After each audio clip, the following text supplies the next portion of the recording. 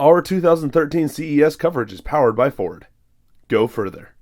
Okay guys, so here we have the Samsung Galaxy Note 2, the Sony Xperia Z, and the iPhone 4. As you can see, the iPhone 4 is significantly smaller than the Sony Xperia. And as you can see, the Sony Xperia itself is quite a bit smaller than the Galaxy Note. I'll put that up to the top right corner so you can kind of see the differences in size. Also, let's go ahead and just explain some of the basic features about each of these phones. So the iPhone 4 had a 3.5-inch screen. The iPhone 5 has a 4-inch screen. This has got a 5-inch screen with a 1080p resolution. So the iPhone is 3.5 inches, the Sony is 5 inches, and the Samsung Galaxy Note is 5.5. Something really important to note is the dots per inch of each of these. The iPhone 4 screen resolution is around 960 by 640. I think it's that. I'm not sure if it's that. It's close to that. The Sony Xperia, though, comes with a 1080p screen, so 920 by 1080.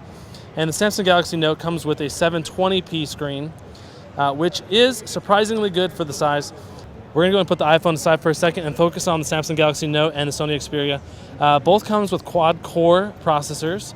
Obviously, the screen resolution is a huge difference. The 1080p screen resolution is roughly double in terms of pixels per inch. And the smoothness of the interface seems to be roughly the same. They both interact extremely smoothly, almost no hiccups ever. And honestly, I haven't used the Xperia Z for that much, but just from my experience of using it, it seems like a very smooth interface. Though honestly, I don't really like the boxy gray things. This seems a little bit outdated to me. For example, I click this one, it's just, all it is the apps. This seems so much more fluid. I like this interface much more. And I think that just comes down to what Samsung did versus Sony in terms of the actual applications.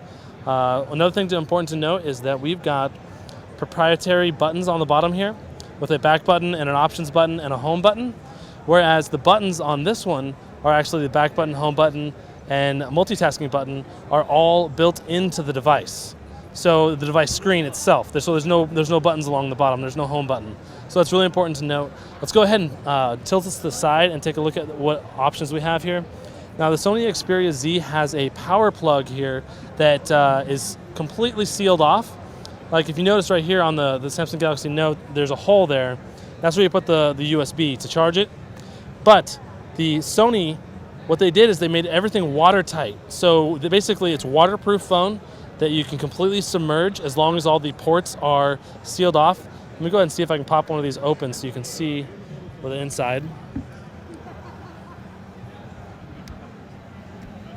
Okay, so there's the micro SD slot right there with the micro SD card. And so that's an example of waterlog protection right there. So that's pretty awesome. And the same thing's true for the headphone port along the top. You've got to pop it out. And that can honestly be a little bit of a hassle, but it also prevents your phone from dying if you drop it in the toilet or have an accident at the swimming pool. So along the right side here, we've got the power button and the volume rocker, as well as the SIM card slot right here underneath another panel. Along the bottom, we don't have much. On the back, we have a 13 megapixel camera, and on the back of the Galaxy Note 2, we also have a 8 megapixel camera, both with LED flashes, and this has a mic as well. One important thing to note with the Galaxy Note 2 is that you do have a stylus. So you pull that out, and you have a stylus in your hand, which is an awesome feature as well. So let's go ahead and pop that back in. So just going over the brief Samsung Galaxy ports really quick. You've got the volume rocker along the left, headphone port along the top, and the power button to turn the phone on and off along the right. In terms of which phone would I recommend you to get, you're going to have to look at the battery life on that, the performance, and the overall features. Does it have what you want? Can you expand your memory? Which you can with both of these phones. You can put a micro SD in the back of this one as well. You have to pop the back out, obviously, to get that. There is no user replaceable battery on this one, so you can't replace the battery. You can with this one, however. You can take the back off, which is really nice. And part of the reason that you can't take your battery out is because it's waterproof and also dust-proof. So if you're going to be taking this, in the desert or swimming a lot or surfing, for example, volleyball, you're not going to get any dust in between. Like, for example, with a button like this or with holes like the headphone adapters and stuff like that, if you're in a sandy environment, you can get dust in there, and it'll prevent your headphones from working properly and stuff like that. So with that in mind, I gotta say, I'm really impressed with the screen resolution on the Sony Xperia Z. That's just freaking amazing. If you can zoom in and do a macro shot on that, the detail on the grass is just incredible. Yeah, and obviously one of the other features you have to consider is the camera. You've got a 13 megapixel on the back that has HDR video and photo built in.